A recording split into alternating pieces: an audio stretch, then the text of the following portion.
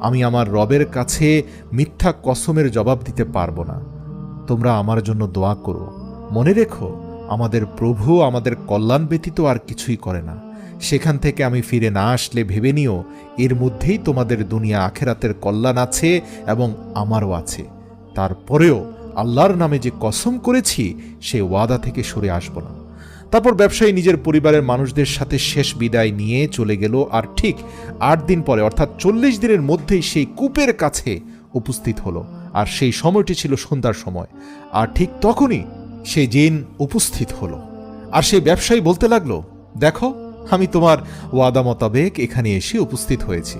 তোমাকে অনেক ধন্যবাদ যে তুমি আমাকে 40 দিন সময় দিয়েছ।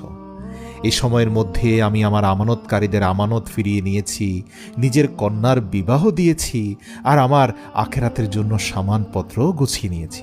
সেই